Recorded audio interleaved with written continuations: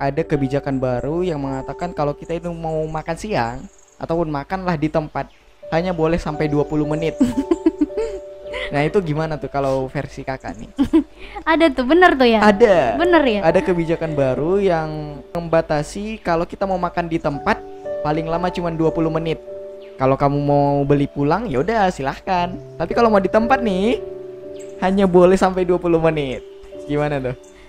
Duh, sebenarnya udah sempat beberapa hari ini tuh ya, beberapa Iya. hari ya dengan waktu 20 20 menit. menit kita di tempat gitu ya. Untuk makan.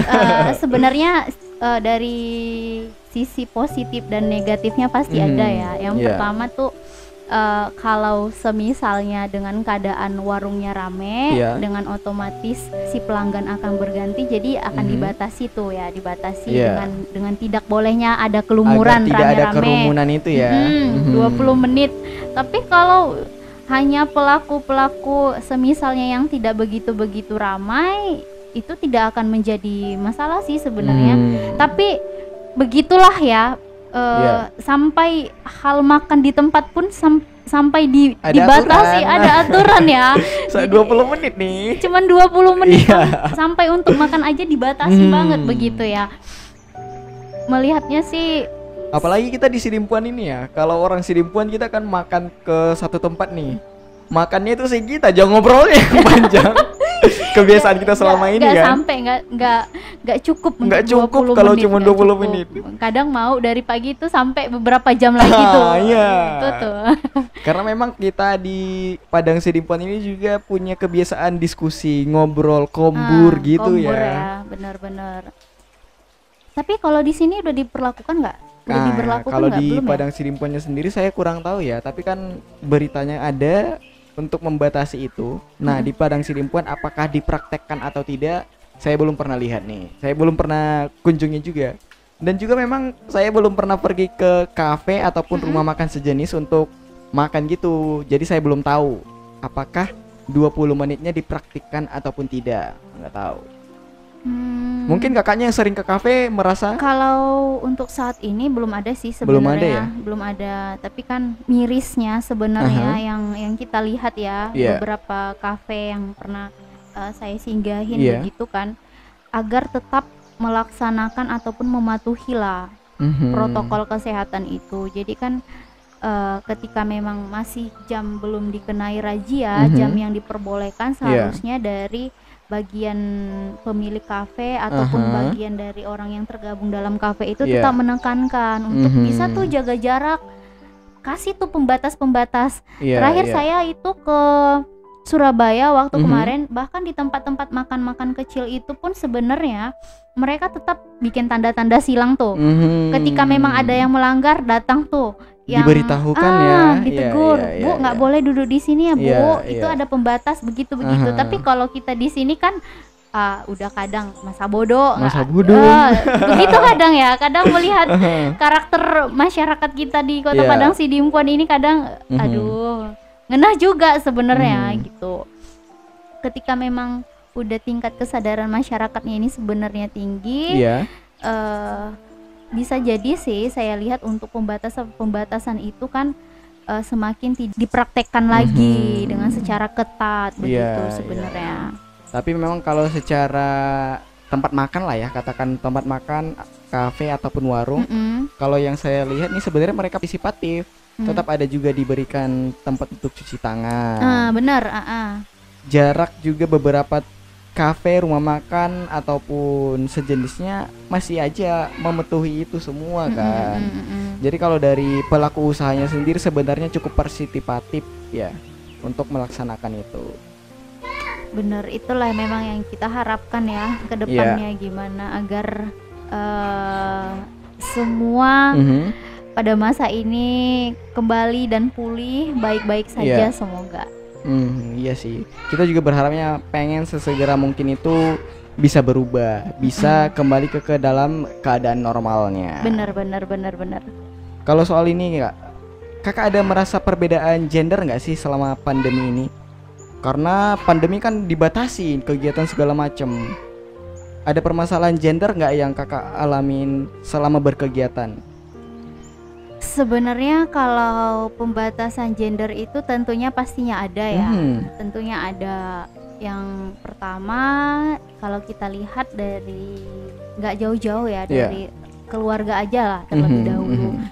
Dengan keadaan pandemi seperti ini kan nggak bisa kemana-mana tuh, jadi dipaksa untuk tinggal di rumah. Di rumah yang aturannya.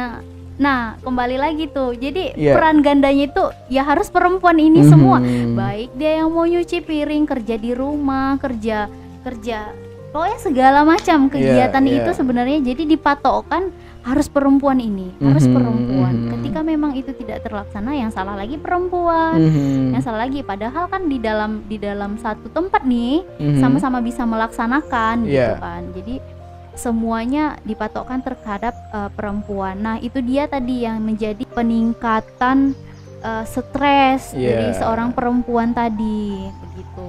Jadi kalau kakak sendiri merasa stres nggak sih dengan kondisi ini?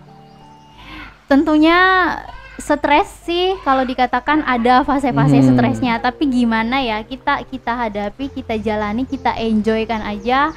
Yang penting tetap survive, harus survive, tetap yang paling penting ya tetap bertawakal, ikhtiar ya, tetap itu biar semuanya. Kalau kita bawakan stres, aduh, dengan kondisi yang seperti ini ya tentu stres juga ya, benar-benar gitu. Apalagi dengan keadaan beberapa kabar duka cita yang selalu kita dapatkan sana sini buka ini media begitu. Aduh, semakin begitu. Di kampung ini aja udah 3 hari ini berturut-turut, satu hari. Iya, di kampung kita ini ya, kampung kita kan masih kecil nih kak ya. 3 hari belakangan ini ada aja sampai ada istilah kayak gini. Nape dong mulak tuh bilang madung manggali udah datang lagi ya. Ada istilah kayak gitu. Masya Allah, inilah. Itulah yang terjadi dengan sekarang. Dan kita nggak tahu sebenarnya apakah itu faktor dari usia atau faktor dari memang terkena penyakit atau cuaca dari juga virus ini. Jadi kita belum tahu nih sebenarnya. Tapi kalau kita di kampung ini tetap memakamkannya layaknya sebagai, karena kita muslim, sebagai muslim. Begitu. Jadi gimana nih kak, kalau kakak di Padang Sidimpuan dan seorang perempuan aktif berorganisasi dan ikut di beberapa komunitas, sebenarnya keluhan apa yang paling banyak kakak terima dari perempuan-perempuan yang ada di luar sana? Untuk keluhan-keluhan sebenarnya ya yang kita dapatkan mengenai perempuan ini ya adalah beberapa perempuan yang mengatakan bahwasanya ketika memang dari segi pendidikan tidak dibolehkan begitu jauh-jauh, begitu dari sektor keluarga ya. Itu dia tadi, kadang ibu-ibu ini juga sering ya mau curhat-curhat juga ke kita ini ya. Biasanya kalau sesama perempuan curhat itu lebih dalam itu. Lebih dalam ya kan, apalagi ibu-ibu ya. Biasanya kalau ibu-ibu. Ibu-ibu ya kadang dengan keadaan yang seperti ini ya semakin adanya antara belum masuk dalam tingkat kekerasan sih ya, tingkat kekerasan belum. Jadi apa ya saya bilang ya, percekcokan antara keluarga, dilihat dari segi ekonomi, dilihat dari segi pekerjaan seperti itu. Jadi mirisnya di situ sebenarnya banyak cerita-cerita keluhan-keluhan. Dari angka 0 sampai 10 seberapa tinggi sebenarnya keresahan perempuan yang ada di Padang Sidimpuan ini dengan kondisi yang ada sekarang kak? Kalau saya bisa melihat itu ya, itu ada di angka 8 lah ya. Berarti cukup tinggi ya? Cukup tinggi sebenarnya. Banyak keresahan yang dirasakan. Banyak keresahan sebenarnya dengan keadaan. Intinya begini kalau saya lihat, ketika memang ujung tombaknya sebenarnya ini kan semua ekonomi sebenarnya. Titiknya ekonomi sebenarnya. Ketika memang rakyat itu kenyang, pasti tidak akan sejahtera, pasti tidak akan begitu begitu ribut, pasti akur ya kan, pasti akur dengan begitu. Tapi dengan kondisi yang seperti ini untuk dapat upah harian saja pun tidak terpenuhi, susah dengan kegiatan, apalagi sekarang orang semakin berdagangnya itu udah melalui digital semuanya, pemesanan banyak yang masuk dari luar daerah. Itu orang-orang yang jago digital, gimana yang nggak jago? Itu dia mirisnya. Apalagi kayak kita lihat lah yang di pasar ya, Sang Gumpal Bonang kita punya Sidimpuan. Sang Gumpal Bonang. Dan kita bandingkan dengan keaktifan sekarang itu pemasokan barang dari luar daerah. Karena ya saya juga salah satu ini pembeli dari luar daerah ya, itulah pemesanan online ya kan. Kadang dengan kita perhatikan ibu-ibu yang pedagang di pasar itu kan tidak begitu paham akan dengan digital. Jadi ya jualannya begitu aja.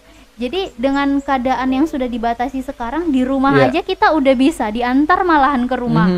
Diantar semua, bahkan bahan pokok apa segala macam udah bisa. Ya. Kadang kan mirisnya sampai berhari-hari dagangannya pun tidak laku lagi. Begitu. Nggak ada yang buka dasar ya, udah berhari nggak. Di pasaran juga kadang kita nanya gini, wadung bede do, buka dasar gitu kan. Napi do pang, mau tuluari napi do bede kayak gitu. Ada aja gitu. Belum buka dasar. Kadang jadi semakin sedih begitu ya melihatnya. Jadi perputaran duitnya ekonominya udah tidak stabil lagi sebenarnya. Sidimpuan itu lebih butuh perbaikan ekonomi duluan atau perbaikan kesehatan duluan sih Kak? Kalau yang saya lihat nih ya, sebenarnya ini kan sebenarnya butuh dua-duanya, tapi yang paling urgent itu kalau saya lihat itu kebutuhan ekonominya dulu deh. Karena kan dari segi pendapatan masyarakatnya itu kan lebih tinggi dari segi ini UKM, UMKM. UMKM maksud saya, dan pertanian.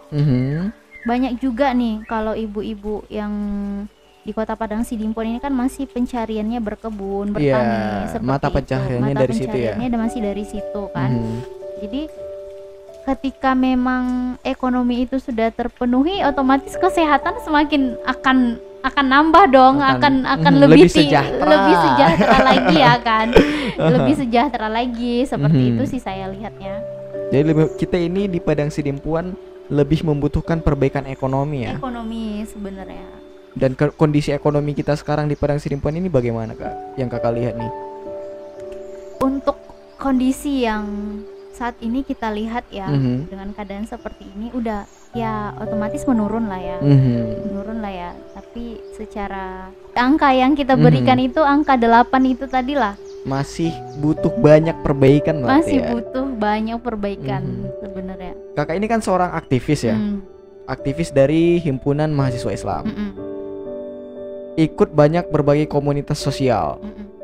Dan juga seorang perempuan tangguh yang ada di Kota Padang Sidimpuan ini. Nah, sebagai sosok surveillance, perempuan surveillance, sebenarnya apa sih yang paling tepat kita berikan solusi untuk penanganan pandemi ini, untuk permasalahan ekonomi dan kesehatan ini Kak?